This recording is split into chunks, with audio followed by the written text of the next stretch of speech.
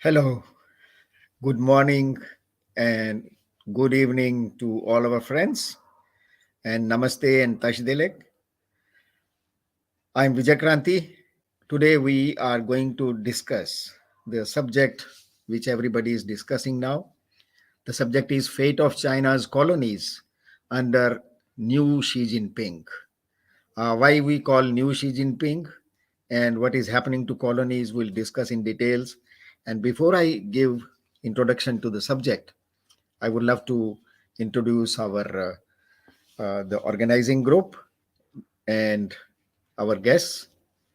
As you know, the Center for Himalayan Asia Studies and Engagement and Tibetan Youth Congress, two organizations are holding this series of webinars, which started in last year, April, and today is going to be, I think, the 21st one in this series. Center for Himalayan Asia Studies and Engagement, as you know, is a think tank. It's a group which is focused on understanding issues which are impacting the countries and societies in and around Himalayas, especially the Asian region. It's a platform for engagement of experts, for exchange of knowledge, views, perspectives, and uh, we also interact with the advocacy groups who are engaged very actively in different issues in Himalayan Asia. And then Tibetan Youth Congress, as we all know, is a very worldwide prominent organization of the Tibetan diaspora. It's the largest one, to say.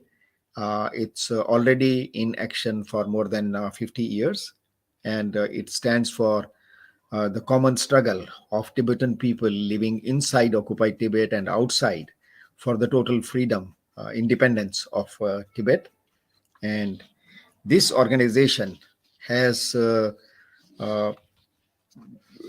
it takes pride in being the nursery of talent among the Tibetan diaspora. If we look around and see various the Kalans, Kalan Tripas, Sikyongs, members of parliament, even judiciary, and prominent people in the Tibetan uh, bureaucracy, they most of them have graduated through Tibetan Youth Congress to have a better understanding of their position, and that's why Tibetan Youth Congress has emerged as one of the most important organizations of Tibetan diaspora. So these are two organizations which are organizing this series of webinars.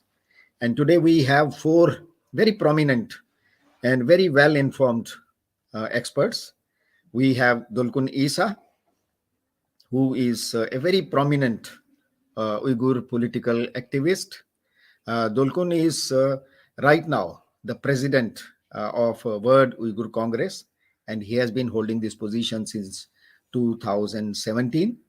And Dolkun Isa is a very outspoken champion of the Uyghurs and other Turkic communities of East Turkestan. Uh, as a prominent activist of human rights of the East Turkestani people, he has presented their case at various important international forums, United Nations Human Rights Council, European Parliament, European governments, and many international human rights organizations. He is a man who believes in very strongly in non-violence, but as we know, the nature of the Chinese government, especially the communist leadership, they are quite manipulative and very influential.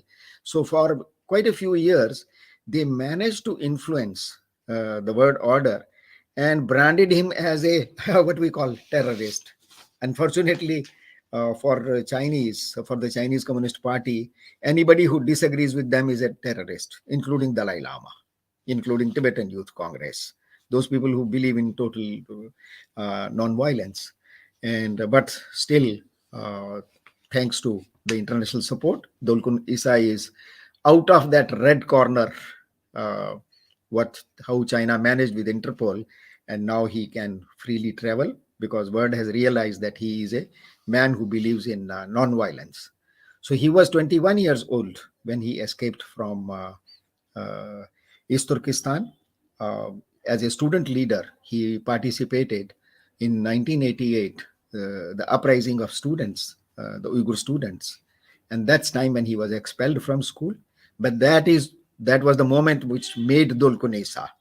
And after escaping to exile, he is a person who is holding the flag of East Turkestan. So welcome Dolkun Isa to this discussion. And we have Marco Respinti, a very prominent thinker who is the director in charge of Bitter Winter. He operates from Milano in Italy, and he is the director in charge of this daily newspaper, Bitter Winter, which is specializes on religious liberty, human rights in China. And this newspaper is published in 8 languages, including English, Chinese, Italian, French, German, Spanish, Japanese, and Korean. And Marco Respinti is playing a very important role in this newspaper. He is a senior fellow of the Russell Kirk Center for Cultural Renewal since 1996. So that shows his involvement in the issues related to human rights, especially of the colonies of China. So welcome, Marco, to this show once again. We have another very prominent Tibetan thinker and activist, Ladon Tethong.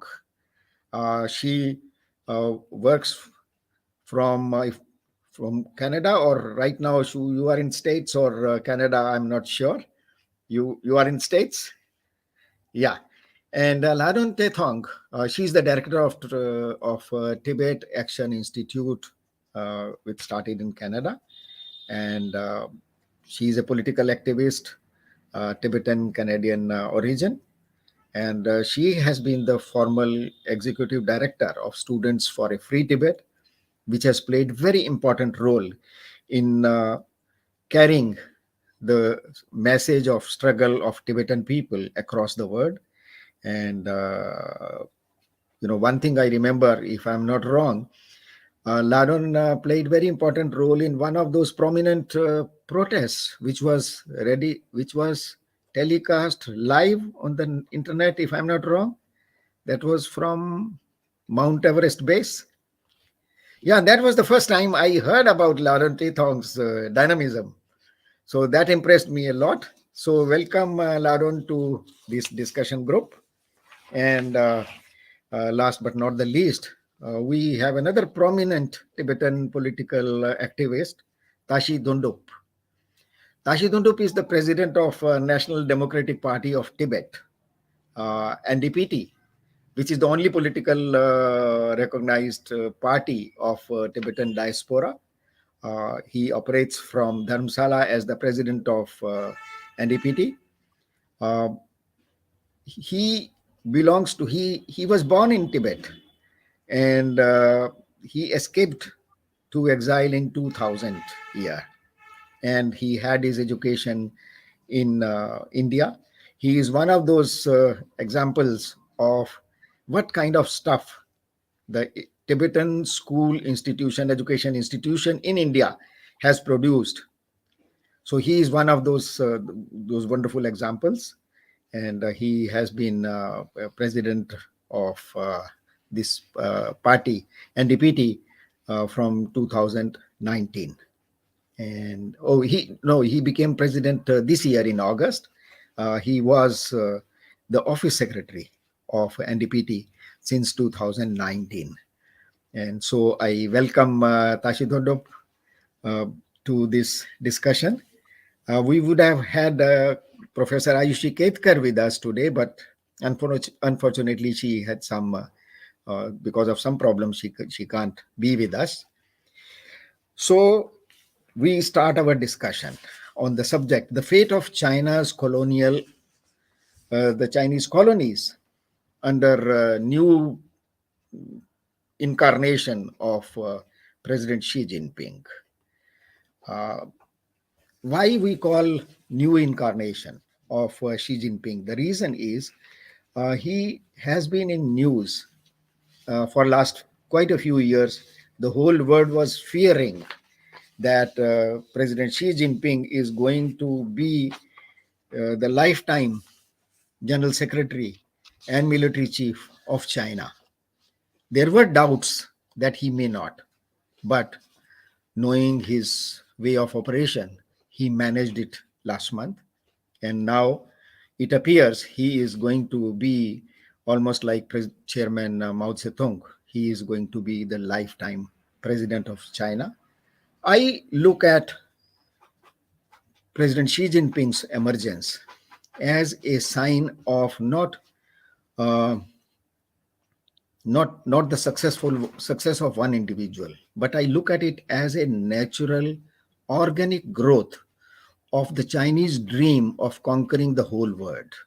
It started with Dr. Sun Yat-sen in 1912, uh, when he was thinking of free China because China remained under occupation for a very long time, although they claimed that they were occupying the whole world.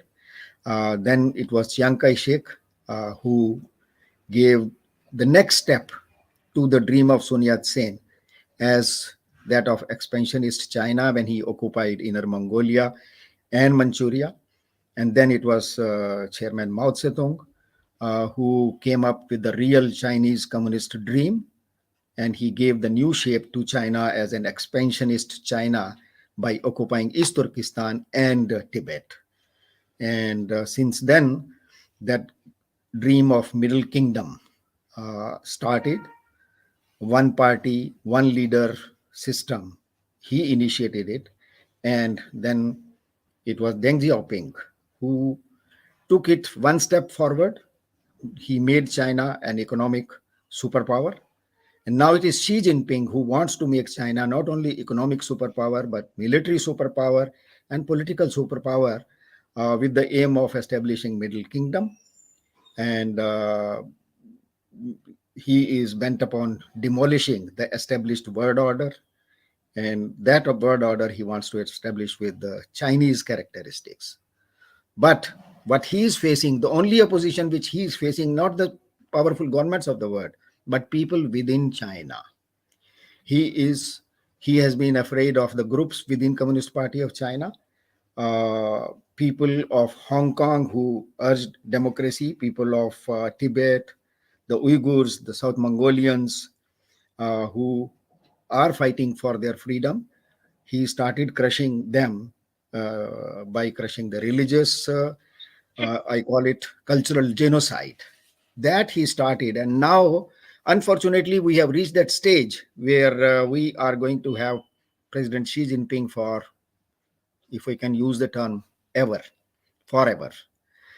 So, how his incarnation as a permanent General Secretary of Communist Party of China, the military chief, and maybe the president of China, how it is going to impact the fate of the colonies of Tibet. And these colonies are Tibet, East Turkestan, South Mongolia, and Hong Kong. So we have our experts. Let us start with Marco Respinti. Uh, Let us have your perspective of how you look at this new incarnation of President Xi Jinping. Thank you. Thanks to the Center for Himalayan Asia Studies and Engagement and the Tibetan Youth Congress for organizing this important series of webinars, chiefly but not only centered on the situation of Tibetan people and their sufferings under the Chinese rule. It is always a pleasure and an honor to join you. And thanks to the distinguished panelists that will discuss our topic today, and thanks to our great host, the fellow journalist Vijay Kranti. The Xi Jinping that came out of the 20th National Congress of the Chinese Communist Party, or CCP, held on October 16 to 22 this year, is a Xi Jinping 2.0.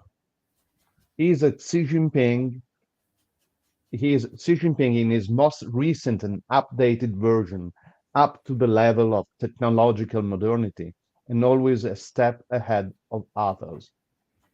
This is not just a rhetorical metaphor.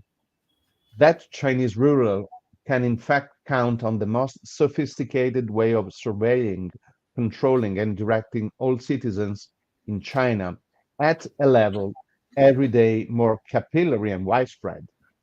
He revealed himself to be a smarter, much smarter than most of the world leaders, probably all of them, in surfing the tides of current events and turning crisis to its own advantage, from COVID-19 to the Russian war of aggression against Ukraine, blending half truths and lies, always playing on the borders, constantly alternating intervention and neutrality.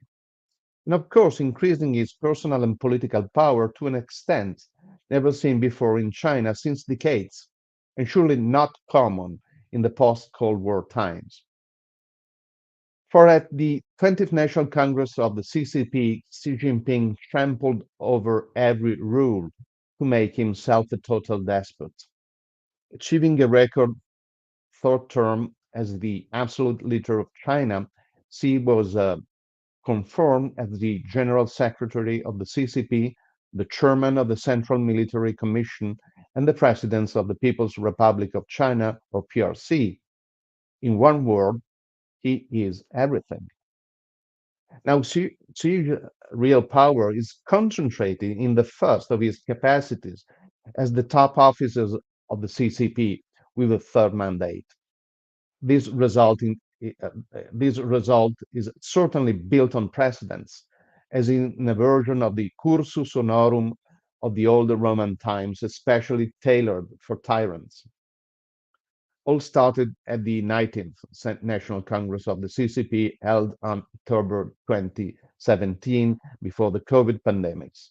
At that time, Xi Jinping thought on socialism with Chinese characteristics for a new era in 14 points, commonly abbreviated as Xi Jinping thought, was incorporated into the constitution of the CCP. It is Xi's neo-post-national communist ideology to combine Maoism and post-Maoism in order to craft a new aggressive policy or ideocracy aimed at ruling the world or as much of it as possible. Then, at the first session of the 13th National People Congress of POC, on March 11, 2018, Xi thought was included also in the constitution of the PRC. It happened before, only to the thought of the great helmsman and great butcher, Mao Zedong, and to what has been bombastically called the Deng Xiaoping theory. But this honor occurred to the CCP and PRC leader Deng Xiaoping only when he was already dead. As reported by Xinhua News Agency, which is the official state news agency of the PRC or the mouthpiece of the regime's propaganda, at its 20th National Congress this year, 20th National Congress of the CCP this year, the Congress described Xi thought as the quote Marxism of contemporary China and of the 21st century and embodies the best Chinese culture and ethos for this era. After entering the constitution, Xi thought became a mandatory subject of study in schools. Mao's and Deng's thought were and are as well, but with less paroxysm, and were even and was even transformed into a surreal frontier of techno-communism thanks to a smartphone application that monitors the citizens' learning of it under penalty of trouble in the workplace, health insurance, and retirement. Another important conclusion came out of the 13th National People Congress of the PRC. The two-term limit that to the presidential mandate was abolished with 2,000, almost 3,000 favorable votes, only two nay and one abstentions. It was a political blank check given to Xi, But when 1 month ago the 20th National Congress of the CCP confirmed him as the leader of the party, Xi broke the limit of the 10 years rule that Deng Xiaoping established in the 1980s to check and contain any drive to omnipotence after Maoism. So if Xi broke the rule against omnipotence, Xi is omnipotent. Or this is how he perceives himself, how he wants to be perceived, and the image of himself that he tries to impose on others, both domestically and internationally. The centralistic pyramid of the Chinese power is based on the Standing Committee of the Political Bureau of the CCP Central Committee or Politburo Standing Committee. Nowadays, it includes only 7 members nominated by a small group of 25 members of the Political Bureau of the Politburo, and it is rigidly commanded by Xi Jinping. These 7 people, commanded by Xi Jinping, by one person, they rule over more than 96 million members of the CCP and more than 1 billion and 400 counting million people living in China. The bloody cult of personality that characterized the old Maoist regime as a lucid ideological folly seems then to rejuvenate with Xi's drive to the cynicization of as much of the world as he can through terror domestically and money, called Belt and Road Initiative, internationally. He seems, in fact, to meet no opposition. He is able to crush all opposition. Everyone remembers the rumors of a coup d'etat heard in September this year. They were strange rumors for an even stranger golpe. No one knows what really happened. The news of a possible coup was launched on September 22 via Twitter. She, it was said, could have been overthrown because she was not seen in public after the latest summit of the Shanghai Cooperation Organization held in Samarkand, Uzbekistan on September 15 and 16 this year. But there was no confirmation, no details, and above all, no aftermath, as it would be obvious for such a fundamental occasion. Then rapidly and quietly, all came back to normality. Almost. In fact, with the excuse of rolling back the attempt of a golpe, the Chinese regime led by President Xi Jinping arrested 6 high officers of the People's Liberation Army. 3 of them were sentenced to death. All the arrested seem to gravitate in the orbit of the former Chinese Vice President King Hong, who in turn is closely tied to former President Jiang Zemin, one of the staunchest political adversaries of Xi. This was noted by Jennifer Zhang, the Chinese activist and writer born in Sichuan in 1966 and repaired to Australia. She escaped in her much followed Inconvenient Truths program on YouTube. Other rumors say that the coup could have been orchestrated by former President Hu Jintao and former Prime Minister Wen Jiabao. It is most probably a fake news, fabricated by the, by the propaganda of Xi's regime. But everyone remembers the true violence of the only seemingly calm removal of Hu Jintao from the National Congress of the CCP on October 23rd this year. It was aired live to the entire world by the Chinese regime and, of course, not by mistake or chance. That displayed that display of power was gigantic, a powerful symbol for the whole world and a warning to all. We now today wonder which is or could be the fate of the people that the Chinese regime ruled by this colossal tyrant foresee. Of course, it is just a rhetorical question. Why on earth should the situation change for the people living in occupied Tibet, for other Buddhists, for Taoists, for the Uyghurs and other Turkic people in Xinjiang, which its non-Han inhabitants call East Turkestan, for many other Muslim minorities, for the Mongols, for the Christians belonging both to mainland groups and other, for Hong Kongers, for practitioners of Falun Gong, even for Confucians and believers in the Chinese folk religion, and for nearby threatened Taiwan. All these peoples, millions of peoples, are persecuted for their religious belief, their cultural identity, their customs and tradition, for daring speaking their own language, for resisting in a totally peaceful way to syncretization and communistization. There are concentration camps and labor camps in China for these people. There is deportation and there is systematic harassment. Temples, mosques, churches are destroyed or set on fire. Control and surveillance are everywhere for everyone. Why should the more powerful than before Xi Jinping change his policy? Xi managed to achieve a more perfect hold of power to rule what is left of globalization, starting domestically from the destruction and the submission of all people he perceives as enemies or obstacles. He will not step back. He will keep on, even more dramatically than before, because he is more powerful than before.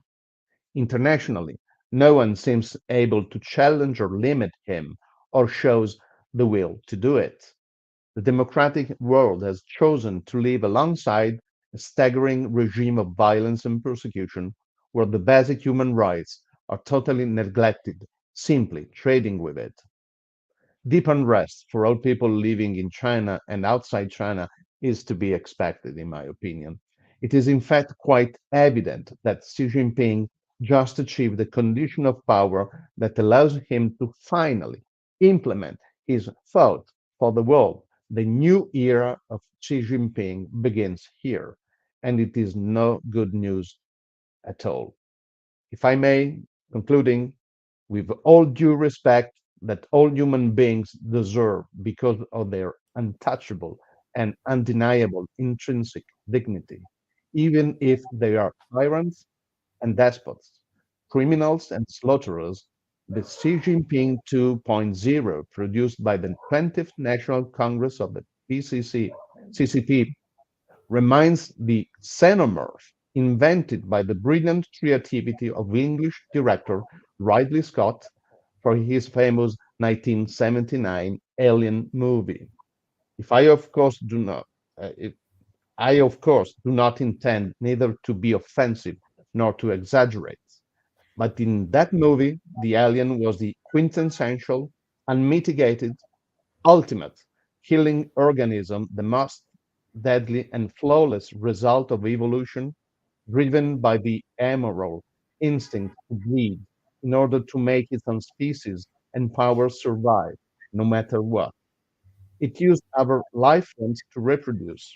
What the more, unbridled by any notion of morality, it was the perfect machine aimed at instinctively destroying everything to preserve its kind's domination on all planets and galaxies it could reach.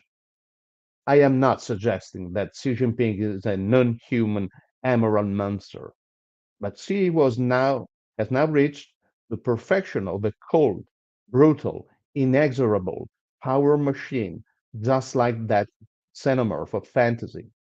I am in sum only saying that the violent and murderous regime that neo-post Maoist President Xi Jinping is leading, now with unmatched power, is an immoral, inhuman monstrosity.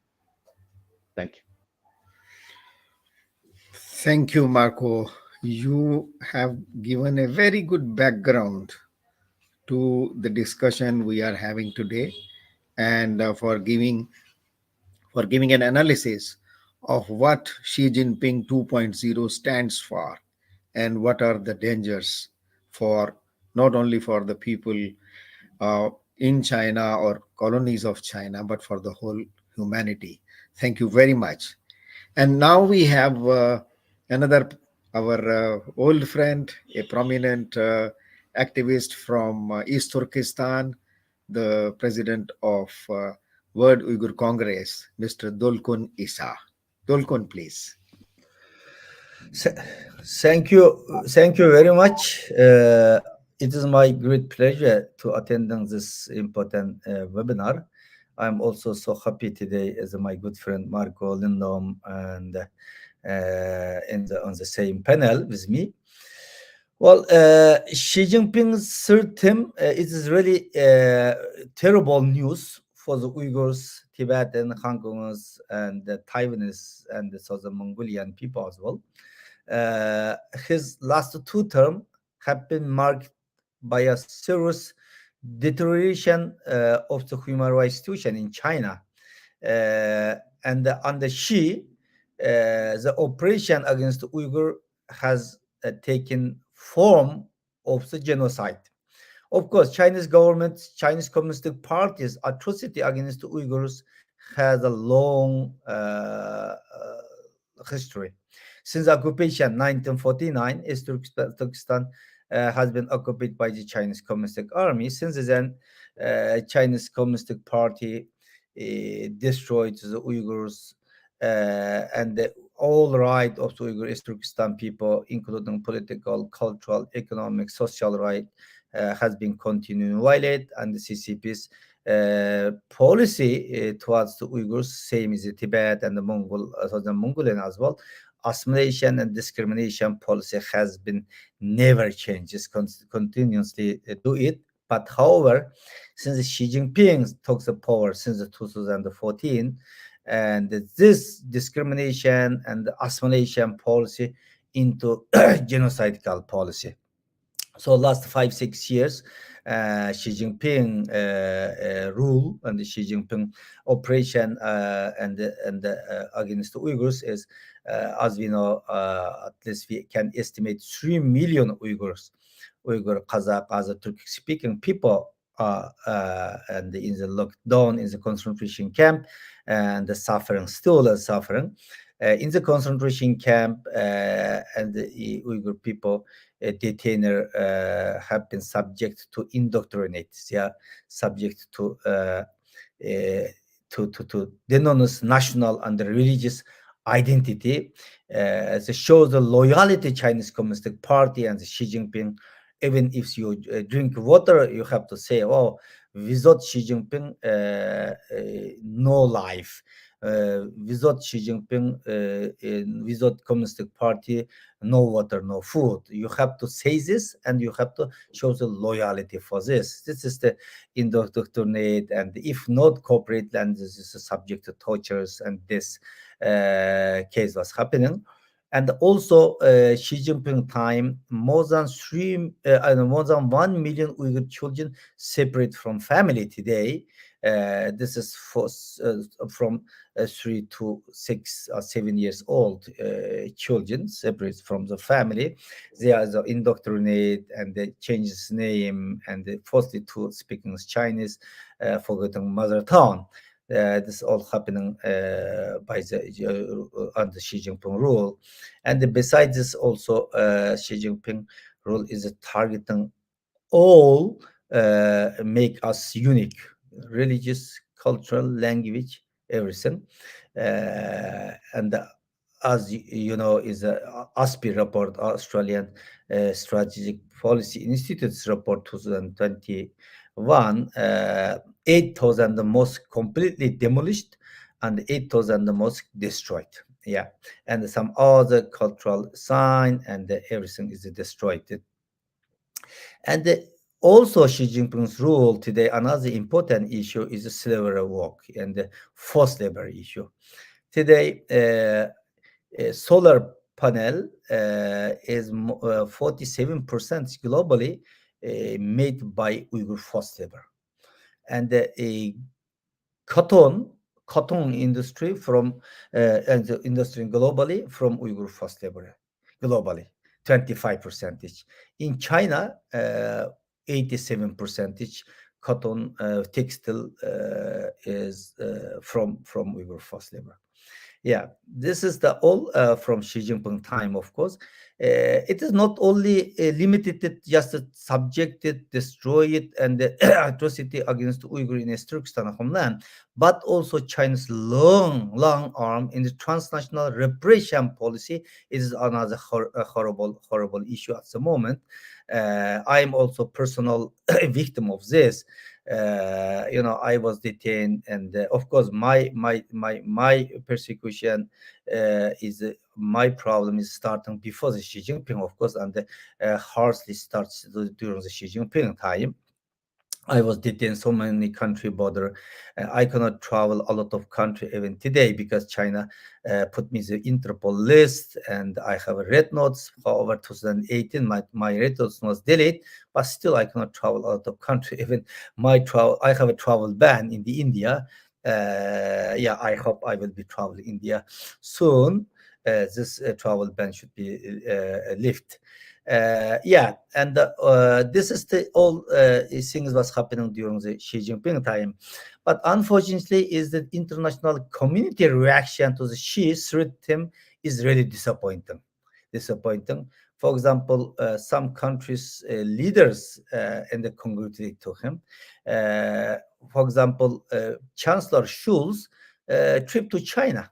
He was the first Western leaders after Xi Jinping and starts third term on his position. Actually, quite a lot of international organization, even coalition partner, other coalition partner of the German governments, they are also disagree. It is not good idea, Chancellor Schulz trip to China, but however, he visit to China, and it is like gives a really strong wrong message, like congratulation. It is giving such an impressive to him, and also. Democratic leaders didn't raise Uyghur genocide issue during the G20 meeting, in the Bali. This is the one of the disappointed. This is a good time actually to raise this issue, Uyghur issue, Tibetan issue, some other issue. And we know next week European Council's President Charles Michael will visit Xi Jinping. This is the another disappointed for us. Yeah, and we don't know. We asking, of course, Scholz trip. He talking about the Uyghur issue and some other human rights issue. It is good point, but it is the justice rising this issue and the soft condemning China bring nothing, because we already have witnessed how terrible of the Xi Jinping, how is it dangerous people, because Marcos already mentioned, and Hu Jintao and the former president also removed, and Xi Jinping can do it in front of the international media. So that's why he is really shameless. He cannot, yeah. So this in this situation, and they stop condemning and just talking on bring nothing, and under the Xi Jinping rule, China is a threat to not only Tibetan, Uyghur, Hong Kong, and the Taiwanese, also a threat in international human rights system.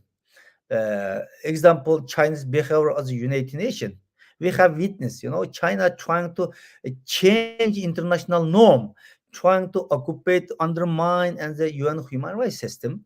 And it's still quite a lot of country, because China use its economic power, diplomatic power, trying to undermine, trying to and manipulate this human rights system. And another issue we have seen in international media just a couple of weeks ago, published China's police station is a third country. As we know, more than 50 countries, Chinese government already set up a police station, including in the European country, Netherlands, Spain, and now is Germany also taking also quite a lot of Western country also. Then they establish a police station, and we I always say transnational repression against Uyghur community is very common issues, have a long history, and use different of way. and they use sometimes and send the police, and we all the time is the Chinese security service called to the Uyghur community, warning to them, and the hostage policy of the family member. This is the happening today. Yes, yeah. However,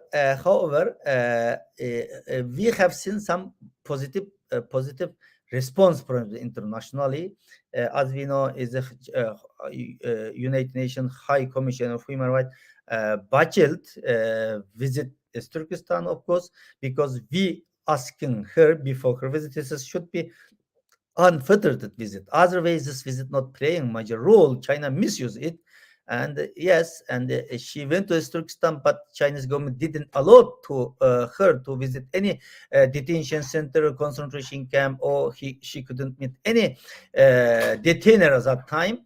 So it was disasters. But later, however, under the pressure of the international community, NGOs, countries, then finally, very last minute, High Commissioner released it is her report. This report is language is very weak. Language very weak. Cannot describe the all atrocity Chinese government against Uyghur. But however, it was still significant because at this confirmed this report saying the nearly a crime against the humanity Chinese government commit against the Uyghurs.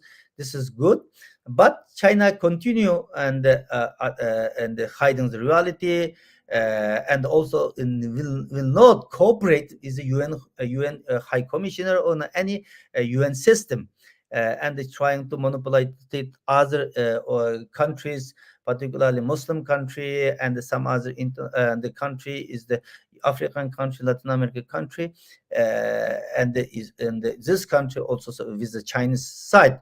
This time, at the United Nations is the 51 section of Human Rights Council.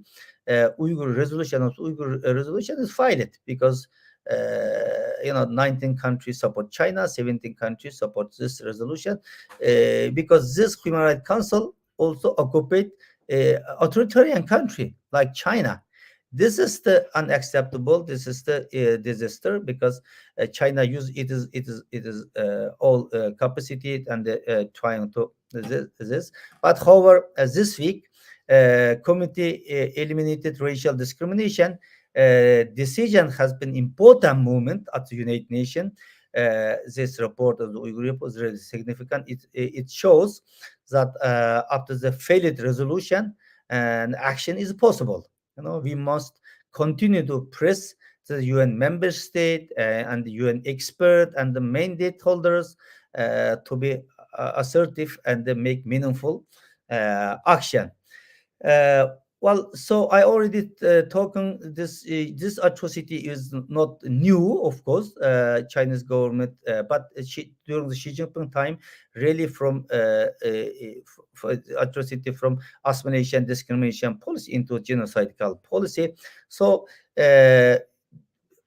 also during the 20th Congress of the Party Congress, Xi Jinping gives a message to the world. His policy against the Uyghurs and Tibetan, all this policy is will not be changing. So it is this suffering, this concentration camp, forced labor, this all policy is continuing. This is the really disaster for us. Then the situation and the future of Turkestan is it is is Uyghur people know is the completely lost trust to the Xi Jinping or any operation system and Chinese system. So all Chinese promised to form as autonomy. For example, Chinese before the Chinese Communist Party, East Turkestan has been occupied as a Gomindang.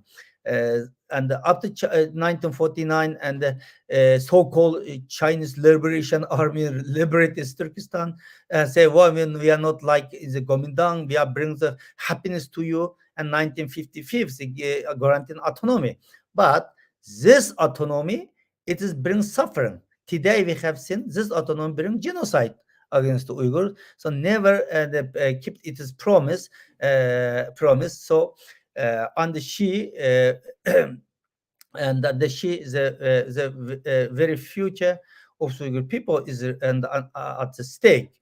So that's why we believe if the future of Turkestan itself is and as a territory of the under Chinese colonial occupation looks grim. So today, and we believe the Uyghur people and the Turkestan, and the only the solution to save Uyghur people is the sovereignty and gain independent own state. It is the only future to save the Uyghurs. And the most important now is the human right atrocity. It is already this human rights still. It is not correct term to use the Uyghur today, because human right violation exists around the world. Even sometimes human rights violation happening in the United States, European countries, Germany, everywhere, but level is big different. Today, Chinese government's atrocity against Uyghur is a genocide. So this genocide must be stopped, of course. But we have seen, we have got such impressive under Xi Jinping rule, never be end, because his aim, his intention is very dangerous. As we know, since 2020, is a New York Times report published a leaked document, and Xi Jinping says zero mercy, zero mercy. So zero tolerance against the Uyghurs. So his policy is continually last 5 years, but today also continue. And as we know, and the zero COVID policy, and the suffer a lot. And of course, this is also not only for the Uyghur, but and yesterday, before yesterday, was a catastrophe was happening. Uh, this zero COVID policy and lockdown start for the Turkestan, in this Turkestan, nearly 4 months, and then the very late, and the nearly didn't provide any food on the medicament. We don't know how many people died, because since 2017, very difficult to get information from East Turkestan. How about recently the people, and because they don't have a choice, and they send some video, and sharing the video in the social media. In the last, is this Friday 24 of the November, Chinese government official announced 10 people burned, died, because it's all door is closed, cannot open. And what we heard is that this number much higher than Chinese reported. However, even people don't have no right to escape from the home, but no choice. Chinese government puts them died in the fire. This is the happening today. That's why is really situation getting worse and worse. So we should asking the international community and the countries, particularly democratic countries, should be take concrete action. Just talking and express the concern, it is bring nothing, because last at least we have seen some positive steps. U.S. government or European government also condemning, and in the United Nations Human Rights Council last is this October, 50 country make jointly statement, ask the Chinese government stop this ongoing genocide against Uyghur. But this bring nothing. So that's why it is a time country should be take concrete action. It is the time and ban all businesses China. If some one side is a country just concerning the express the concerning, but other side continue make business China, this bring nothing. This is my thank you very much. Thank you very much, Dolkun, for presenting what is happening under President Xi Jinping, not only to the Uyghur people, but also to the Tibetans and other people, and even the Chinese themselves. So thank you very much for drawing attention to what is happening in East Turkestan under Xi Jinping and the fears you expressed about the policy which may unfortunately continue. Let us hope the world is going to listen. Let us hope, as you hope, that the United Nations Human Rights Council will start behaving. Let us hope. So now we come to uh, Mr. Tashi Dundup, who is the president of National Party, NDPT, National Tibetan Party, political party, which is the only organization, political party which is functional in the diaspora. We'll listen to Mr. Tashi Dundup about the situation on Tibet. Tashi Dundupla.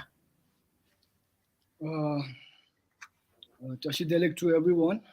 Thank you, VJG, for having me. And I want to begin with thanking Center for Himalayan Asian Study and Engagement, CHASE, and Tibetan Youth Congress for organizing this webinar. And I'm also honored to be with the distinguished panelists. So before I present the case of Tibet, I want to begin with the topic. So here we are discussing about the fate of China's colonies under the new Xi Jinping. So when we talk about China's colonies under new Xi Jinping, we are talking about future, what will happen under new Xi Jinping, right? So in order to have a clear understanding of what will happen to the colonies under new Xi Jinping, we have to have a clear understanding of what already happened and what is happening right now under the leadership of dictator Xi Jinping. So to present the case of Tibet, I want to begin with a note from somewhere that I don't remember, but it says like, justice delayed is justice denied. And so when it comes to Tibet, from the beginning, Tibet has been known as the Shangri-La, a heavenly land. And today, Tibet is known as the hell on earth. So this transition have taken 7 decades. So we know that many of the governments and people around the world, some have supported, but many have been silent when it comes to China's human rights violations. So according to International Freedom House, Tibet today is one of the least free country on this world. So if we look at Tibet's religious aspect, under the almost more than 1 decade rule of dictator Xi Jinping, what we have witnessed is that Tharungar and Yarchingar are some of the largest Buddhist institute in this world. So they have been demolished in 2016 and 17 respectively. And since the demolition of Tharungar and Yarchingar, earlier the strength used to be in thousands, tens of thousands. So the strength of Buddhist practitioners, monks and nuns in those institutes have been reduced to several thousands. And monks and nuns are disrobed and are forced to leave the Buddhist monastic institute. And in 2021, a 99 feet Buddha statue was demolished in Kamdrago, and likewise a huge statue of Padmasambhava was also demolished. So when we look at what happened in 2001, we know that Taliban destroyed a Buddha statue and world roared over it. But when it comes to China, nobody speaks about it and everyone is silent. And about the Tibetan, so right now, recently, according to the sources, we came to know that Tibetans inside Tibet, they cannot join monastic institutes until and unless they are 18 and above. So this is a clear attempt by the Xi Jinping regime to Sinicize not only Tibetans, but to destroy the Tibetan Buddhism. And then we have Panchen Lama's case. So Panchen Lama, Gendun Chökyi Nyingma was recognized as the 11th Panchen Lama by His Holiness the Dalai Lama. Just when he was 6, he went missing, and it's been almost 28 years now. And his whereabouts and his well-being and his whole family are still missing. So given that, today China is trying to interfere into the reincarnation of His Holiness the 14th Dalai Lama, and this is a very concerning issue for all the Tibetans as well as people around the world. And when it comes to language, Tibetan language schools under Xi Jinping are forcibly and systematically forced into closure. And though China speaks highly about their bilingual policy, but Tibetan children are forced to learn Podunhua. It's a Beijing-based Mandarin. So recently, just in since last year, Tibetan language activists, educators, intellectuals, writers, and many Tibetan language advocates are being imprisoned. Given the case of, if I'm to mention some, Thubden Lodre from Kamzachuka was imprisoned for 4 years and 6 months for advocating for Tibetan language. Then Kangye Drukpakyap is a Tibetan teacher. He was sentenced for 14 years in prison for advocating for Tibetan language.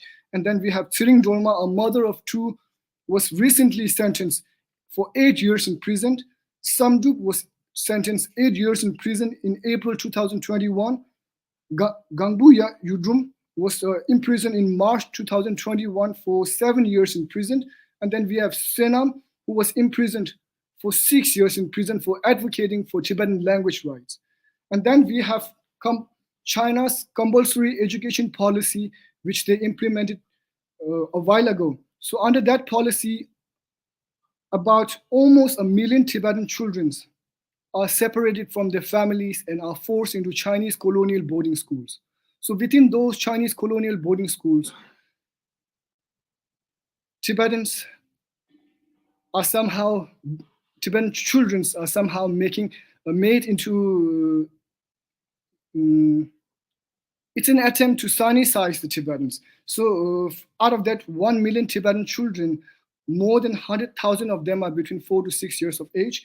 And that almost 1 million Tibetan children accounts for almost 80% of Tibetan youth. So this is a clear attack on Tibetan youth by the Chinese Communist regime. And then given the case presented by the other panelists on zero COVID policy. So zero COVID policy, when we look at the case of Tibet, till now about 5 Tibetans have committed suicide because of zero COVID policy.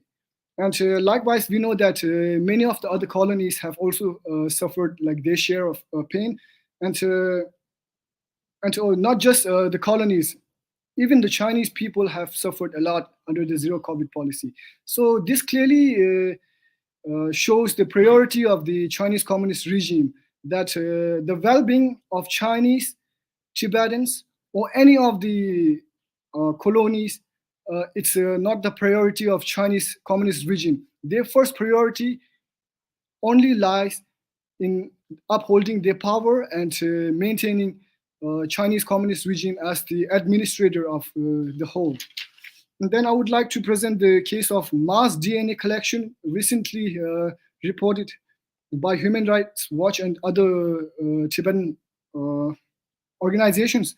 So in the name of mass health checkup scheme, China have collected thousands of DNA samples from Tibetan, especially from Tibetan children in kindergartens. So this is a clear, and most of the DNA samples are collected involuntarily without consent of children as well as their parents. So this is a way to collect data so that they can somehow in the future they can have a better control over the Tibetan people. So this is also happening with other colonies. And with this, I would like to highlight one thing. Like in August 2021, Xi Jinping, the president of the People's Republic of China, proclaimed at the Central Ethnic Work Conference held in Beijing that all ethnic affairs should be managed in the larger interest of the Chinese party state, overriding goals to create a modern socialist state built on single Chinese national identity. So, given that, this gave me clear, like, since being a history student, I know what how Soviet Union came in being. So this unionizing of China and its colonies into a union of socialist collective as a Chinese national, what they call as a 中国, it's a clear threat to not just the colonies, but to the whole world. And coming back to the main topic, like fate of China's colonies under the new Xi Jinping regime, as a colony, as a Tibetan, and I'm sure it's the same case with many of the other colonies, we are very well aware of what China will do under the new leader Xi Jinping. They will be they will resume sinicizing Tibetans. They will be killing, murder, arbitrary detentions, industrial scale detentions, and also like forced migrations. Everything will be there in the extreme measure. But the question remains that given that the Xi Jinping have become a supreme leader now, what is the fate of world under the new Xi Jinping? So we have to, as Dolkunla from Uyghur have highlighted before, that many of the governments and people and the governments around the world have been very silent and also have been very, how do I say, two-sided. Like, so when it comes to other countries, they sometimes they try to react, but when it comes to China, nobody reacts, and many of them hardly dares. So in the end, I would like to conclude this note by appealing to the international community and the government around the world that given the case of Uyghur, Tibetan, and other colonies, it is a very high time that the governments around the world revisit their China policy and review their one China policy specifically, because since there are many countries that, including India, that adopts the one China policy, and this policy is a clear stampede on the suffering of Tibetans and all the other colonies. And I would like to take this opportunity to request all the governments around the world to kindly reconsider and revisit the China policy. Thank you. Thank you, Tashila. You have been so precisely focused on understanding Xi Jinping, what he will do in future by analyzing what he has been doing in the past. I think that is one of the very genuine ways of understanding a person and the process. And in this case, the process of cultural genocide, which President Xi Jinping has undertaken. So thank you very much for giving in details uh, to make us understand how Xi Jinping has been behaving to Tibet and to the Tibetan people, so that we can understand what the world should expect from Xi Jinping 2.0, and especially your appeal to the governments to have a second thought on their one China policy.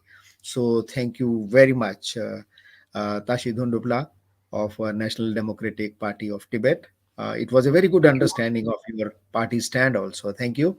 And now we come to our another star speaker, Ladon Tethong, who has been a world-known champion of not only human rights of Tibetan people, but of all those colonies which have been occupied by China. So let us listen to Ladon Tethong. Ladon La. Thank you, Vijay La. Thank you for having me again. Thanks to Chase and TYC.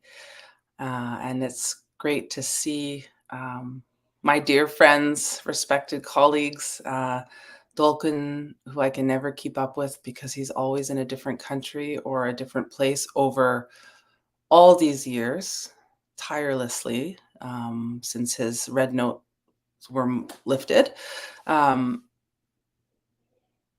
Working, fighting for his people.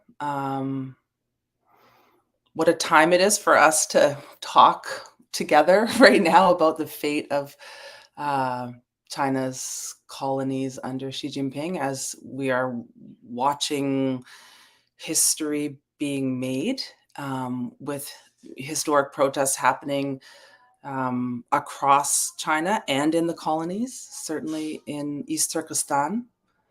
I just wanted to focus on two things, and I apologize if there are any interruptions. I'm locked in my room, but I have 3 small children running around out there, and I have to say this every time because occasionally they break in, and I hope they won't on this episode, but we'll see. And I have a little bit of a cold, so apologies if I sound so croaky. Yeah, I'm struck by thinking about all of our fate, just how our fate is interlinked, and how our fates, Tibetans, Uyghurs, Southern Mongolians, now Hong Kong, Taiwan, how we're all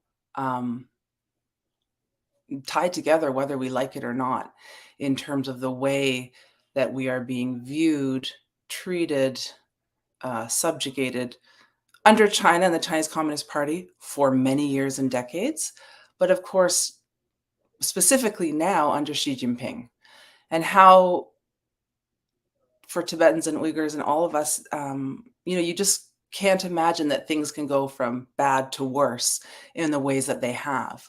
But under Xi Jinping, our realities have really just the repression has escalated to new levels. There's talk of 2.0. Surveillance, repression. Chinese Communist Party under Xi Jinping has taken everything, state security, stability, all of these terms they like to use and they obsess over, to the next level. And for the Uyghur people and other Turkic Muslims in that occupied country, colony of China, it's modern day concentration camps, an entire population like not seen since World War II gathered together, forcefully put in a situation where they are literally in camps,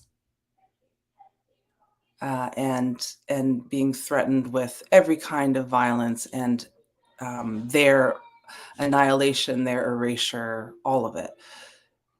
Also, their children stolen, taken to orphanages, though, they have families, even if the parents are taken, so-called orphanages, boarding schools, where they're being supposedly remade into Chinese nationalists. And then Tibetans, for us, this colonial boarding school policy, this next level of repression in Tibet, not just the schools, but also the emptying of the monasteries, the gutting of the monasteries, the closure of monasteries and places of worship, holy places to Tibetans under the zero COVID policy, the forced settlement of nomads, all of it under Xi Jinping has gone next level. But I focus on the boarding schools because, of course, we put out this colonial boarding schools report, Tibet Action, a year ago, almost in December. And what it showed the team at Tibet Action, most of us have been working on the Tibetan issue for around 20 years as our work, as our life's mission, as our focus. And what our findings showed our team was that the repression in Tibet is horrific it is as the policies, the aim of these policies, the suffering, it is as bad and worse as ever. But under Xi Jinping, it's almost like all gone under the radar. And that's because Tibet has been locked down and silenced. Tibetans have been locked up. People have been blocked from accessing Tibet, reporters, journalists, Tibetans living in exile, governments, you name it, in such a complete way that we don't even know what's happening in Tibet.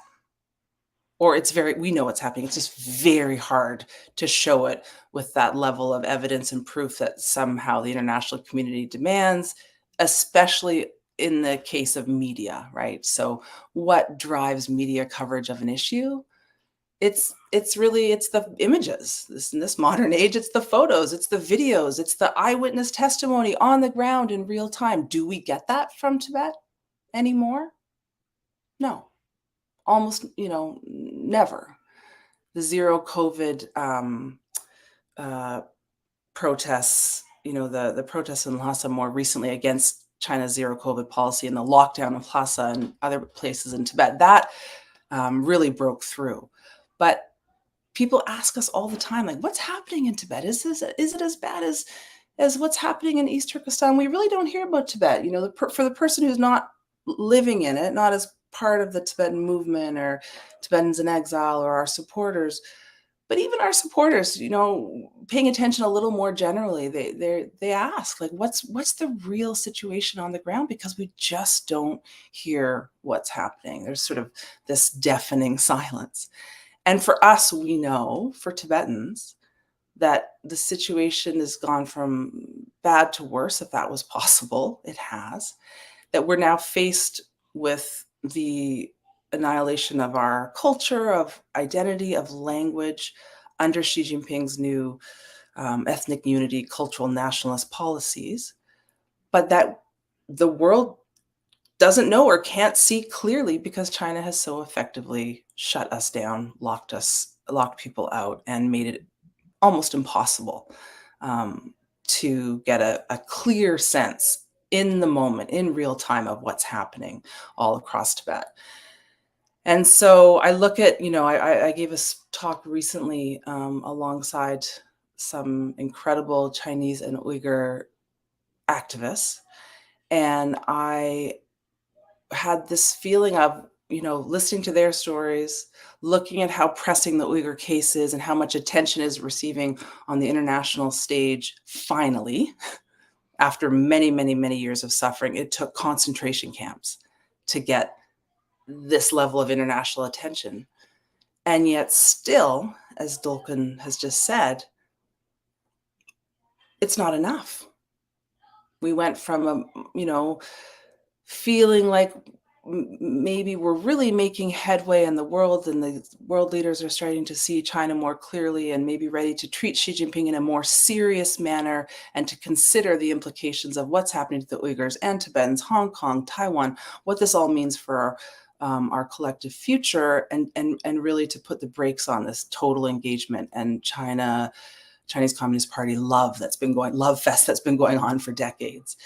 But suddenly we're seeing that even sort of pulled back, and this new sort of all this talk about reopening dialogue and reopening relations and visits with Xi Jinping, and I understand people's need and want in terms of just a diplomatic basis to make connection, to have dialogue, to not be in this constant state of, is there going to be war? Are we all going to end up fighting? Is it, China versus the US, China versus the West?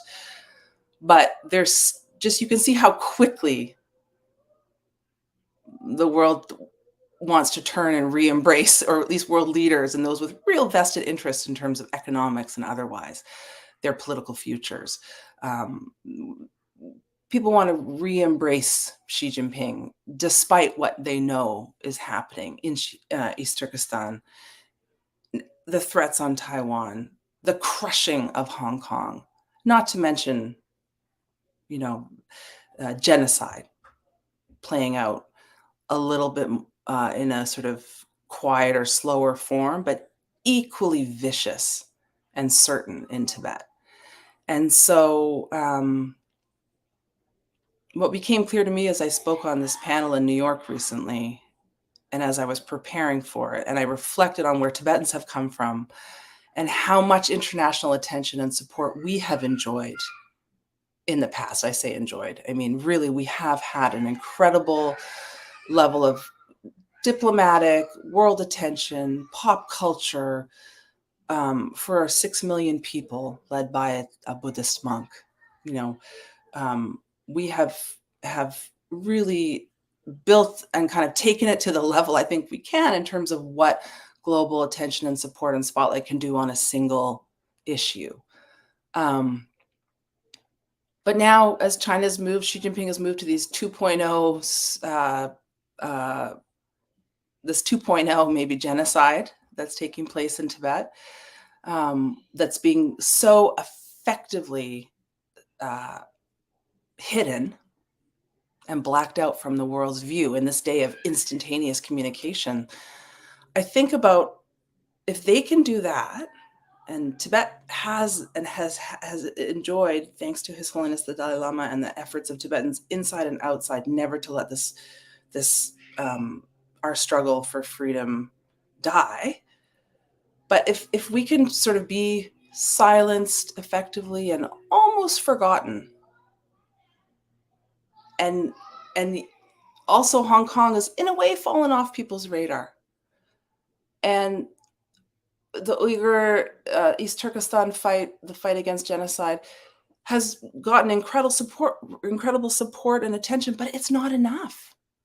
And as Dolkan just pointed out, we're already seeing where deals are being made and these critical issues are being left aside. And so what I feel and I can see is that we need to not let the Chinese government and our leaders silo our issues and say, well, we got to really focus on only this right now. Yes, you focus on the Uyghur story, but you also have to tell the story of the colonies. You have to tell the story, Xi Jinping, the whole story, and not let the Chinese government treat this, as Dolkan said, just as a human rights issue here, as a single issue there, something to be discussed bilaterally, maybe multilaterally, but not in any real depth of what is the problem with the whole picture.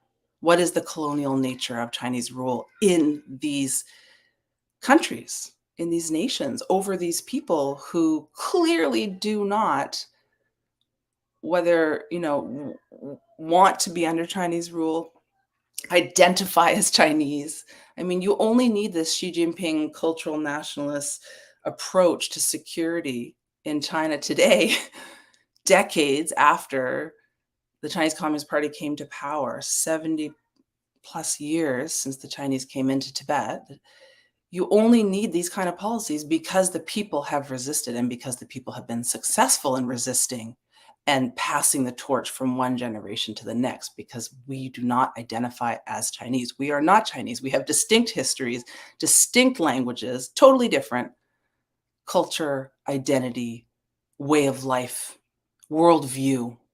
And so that's why you need Xi Jinping needs this new approach, because of the illegitimacy of Chinese rule in our places, because we are under colonial occupation. And if we don't, I really feel like we need to work together to fight for our issues to be seen in the way that they should be seen, as linked to this truth that China is an occupying force in our lands.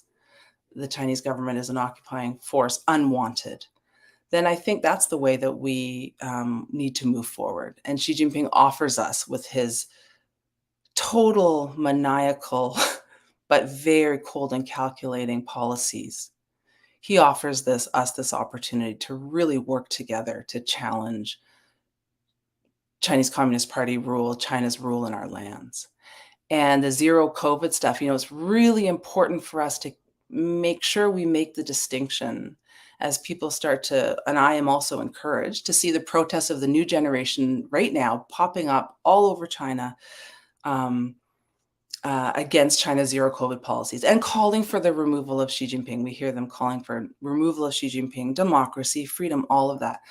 I think it's really important for us to be clear that our fate with Chinese and the nation of China is interlinked, but we are different nations. We are different people. And we can't, if you look what the protests say in Lhasa or the protests in Urumqi, you hear those Chinese voices are out front and on camera. You see that those Chinese, the settlers, the colonizers in our lands are the ones protesting the zero COVID policy very, very publicly in the streets in that way in the moment.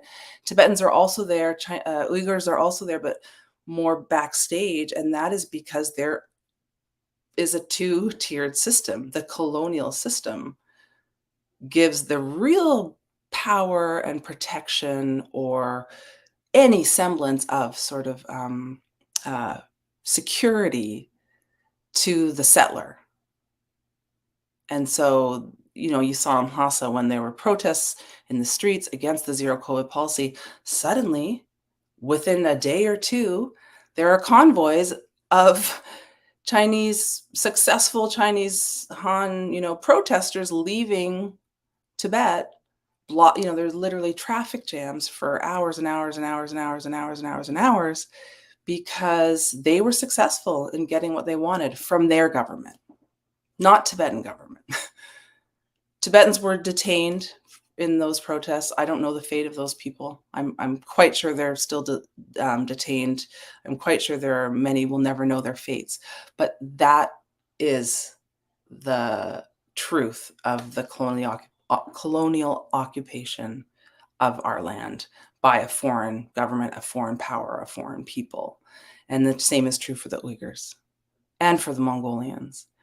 And the question now, I think, is just a matter of time. And the paradox of repression is, the more they crush, the more they try to, the more repression that comes down on our people, the more resistance it will spawn in the long term. And I think that's the truth of the zero COVID policy right now, too. You can see, in a way, Xi Jinping and this, Communist Party is really backed into a corner on all sides. Just like with Tibet and East Turkestan, it's like they want to repress so as to ensure that and try to wipe us out because they can't have our resistance.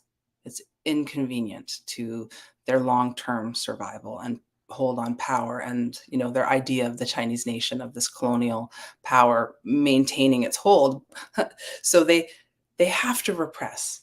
They have to go hard. But that just breeds resentment and resistance that has lasted generations. And then at the same time, now we see with the zero COVID, they have to double down on this policy in a way. They feel they must. They're faced with what will be unbelievable havoc and damage and death and destruction from COVID because of the way they've handled this all till now.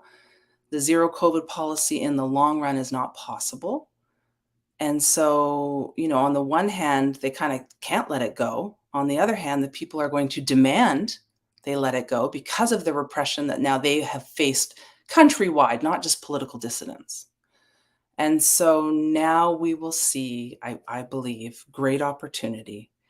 But I think we need to be clear, our people need to be clear about what this moment means. Yes, we can have solidarity across nations against the CCP, but we are distinct. Our identities are distinct. It is not, for us to have to subdue our rightful desires and goals for Tibetans to Uyghurs to have to give up our land and our self-determination and our sovereignty in order to fight back against the Chinese Communist Party and Chinese rule alongside this new generation of Chinese. And that will be key for us moving forward. And I do believe we need to work together, or we'll just continue to be, what is the issue of the day? What's the human rights problem in China today? Oh, it's this minority, it's that minority, it's this area, it's that territory, and we will be lost. in the end. So that's my appeal. I was going to time myself. That's my appeal. I believe Xi Jinping offers us real opportunity here. And there is a bright future. Our fate is not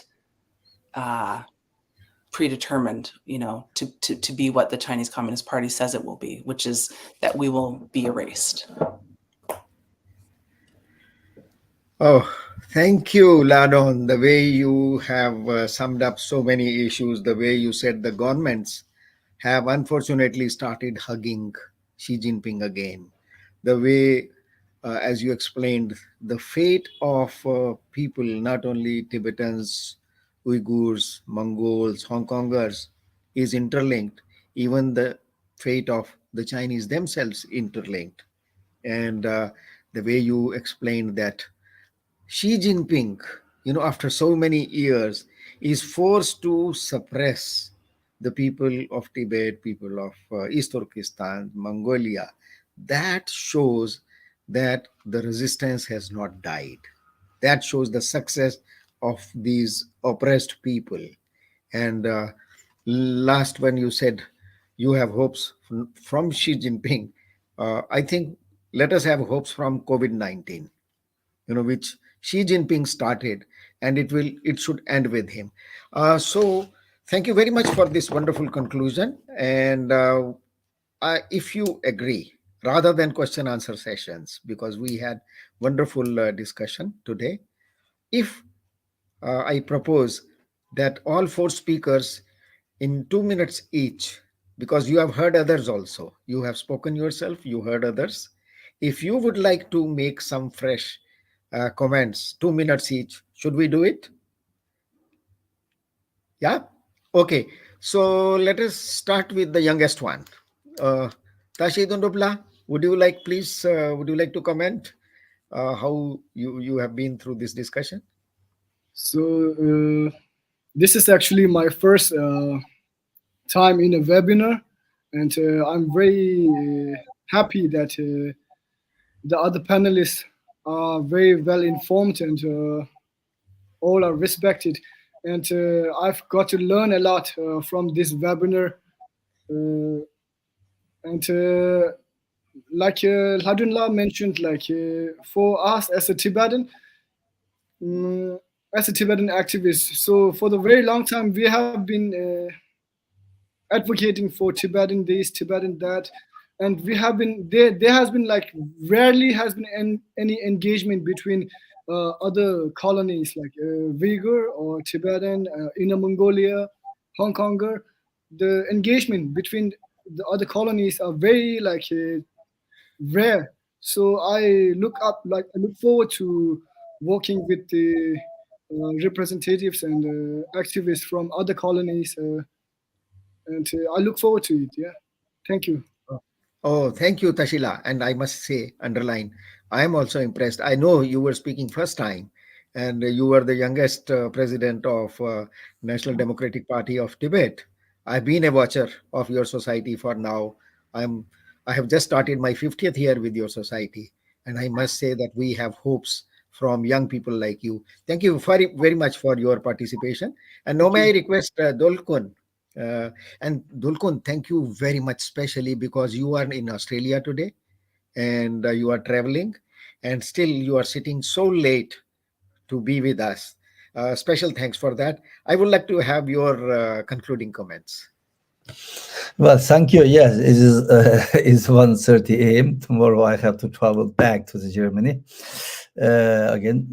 Yeah, it is very very good, very important, very significant webinar. It is because it is a time I already told you. This is Tibet issue, the Uyghur issue, Turkestan issue. It is already beyond also human right issue. It is very wrong because I already told, and the human right is exists, human right violation exists everywhere. So that's the if you people just talking about Uyghur people is a dire and is a human right violation, Tibetan people is suffering by the Chinese government. This is bring nothing. So that's why today it is a whole is a dangerous Xi Jinping under Xi Jinping rule. and the colonized system. This system very important in the is this topic should be discussed more, because is without is a sovereignty and without restore or sovereignty, I believe, I truly believe this problem is not ever, because I know His Holiness Dalai Lama had already 8 time dialogue with his representative with the Chinese Communist Party, but bring nothing. Is it and the result is zero, zero to zero. So we CCP only believe is the power. If yes, only believes the power, and also there is a one another issue. Most of some countries treating China is the normal government, but Xi Jinping and the CCP is not normal government. Not like U.S. government. No, if you bilateral dialogue or diplomacy, it is only playing is a normal government. It is Chinese government is a bandit, actually. Yeah, it is kill. It is own people. Yeah, so that's why it is wrong. So country and the continue to make business with China. It is the very not acceptable at the moment. So that's why this webinar is very you highlighted very important topic, very important topic. So and I'm very happy, and Lindom and Tondop and my friend Marco and share same issues, same idea with me. This is the very important. Thank you. Thank you, Dulkun. And now we come to our philosopher friend, Marco. Um, I would underline, I like you for your philosophical approach also, because the way you analyze the real human intentions and human conduct, human behavior behind what China is doing, I've been always impressed by it. So we would love to have your comments, concluding comments. Thank you. It is always so good to be among good friends, old and new, to fight for a worthy cause, as we are doing, culturally fighting, even politically fighting for this worthy cause.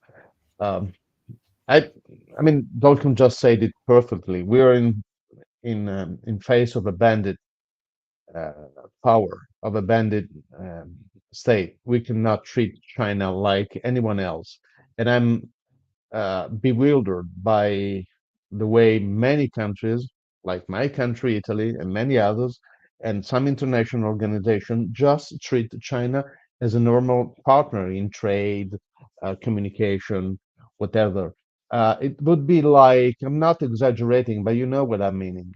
It would be like treating Adolf Hitler as one of us, having something to do with him in terms of political relationship. This is unbearable. As to the Uyghur genocide, we know that many parliaments recognize that. We know that there is a China tribunal an independent tribunal that say that is a genocide. We need to move step forward.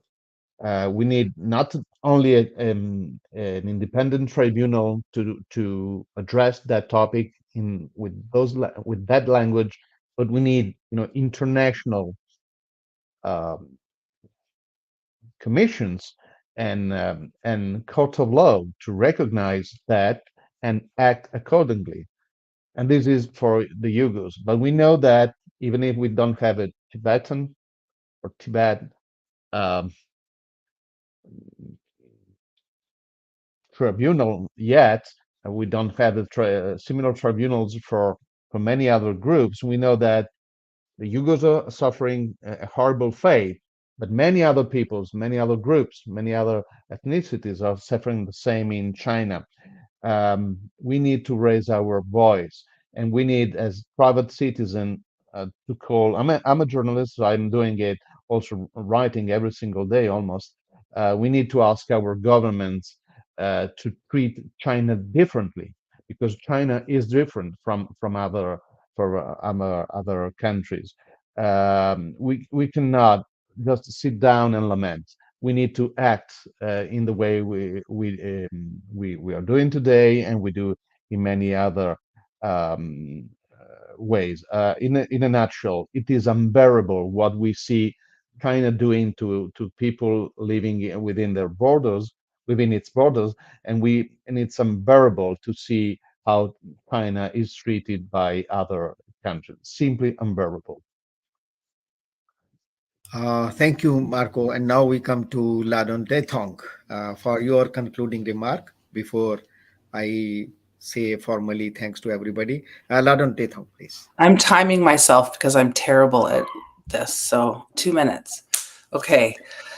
Vijay, thank you. Vijay La, thank you again. Yeah, I was up very late last night long after my children had gone to sleep, just reading everything I could on Twitter and online in real time, what's coming out of China, what's coming out of East Turkestan, looking for if there's anything word from Tibet, thinking about what this moment could mean. And I feel obviously we can't say exactly what's going to happen, but a lot of people are saying that this is unlike longtime journalists and China-based correspondents and people are saying supposed to be the ones who are, unbiased. They're saying they've never seen anything like it. So I think, our responsibility, as I've said, we can use this moment to make the most of whatever this resistance leads to. And we have, that idea that if you look back at 89 and how much hope we had and we watched it unfold, all of us, whether people in the international community knew our names, knew our stories, knew where Tibet was or where East Turkestan is or who are the Uyghurs or what is Tibet. In 89, we were all watching and we were praying, I remember with my father, and we were just transfixed watching Beijing and watching the students there and thinking what this moment could lead to. How could anything but the inevitable happen? The regime falls, young people get democracy, and we go from there. Well, I say this moment, we don't know exactly what will happen, but the opportunity is there for good strategic action, cross-movement organization, and like the sign is there in the window inviting us all in. Open for business, resistance, like this is it. This is a critical moment. And I think, I'm committed to getting to my desk tomorrow morning and thinking of how and what we can do to maximize this and to show the world that this is not, our issues are not just a human rights, not just a matter of the moment, and not individually just something you deal with one-off, that this is a larger systemic colonial system that needs to be addressed at its core and at its roots in this moment and moving forward. So thank you for the opportunity to think about this, to get excited about this, to get away from my kids and be with like-minded people. And Dolkan, I just want to say you inspire me. I cannot imagine how tired you are, but you are really one of my heroes. And I just look forward to working with you and your whole amazing team in the coming weeks, months, and beyond. And Tashi Tunula, good job. We'll work together. Thank you. Thank you very much. I don't have words to say thanks to express myself fully how enlightening this discussion was. One subject, Xi Jinping 2.0, and the fate of colonies of China. And we had four perspectives, and all four people who were very well informed on the subject and have been engaged on these issues for years. So thank you very much to all of you and to our viewers. And before I conclude, I have one announcement.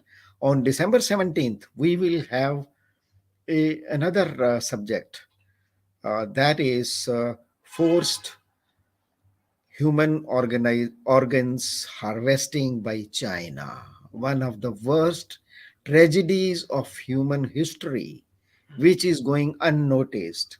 How a flourishing business is going on in China for years and years under the nose, rather under control and command of the Communist Party of China, the generals of People's Liberation Army, how they are arresting people, keeping them like chickens, live chickens, and selling their organs, their kidneys, their hearts, and whatnot on order to those people who have money from the Arab states, from America, from Germany, from France, from Australia, because they have money and China wants dollars. And how this organ trade is happening, we will be meeting on December 17 and discuss this issue in details.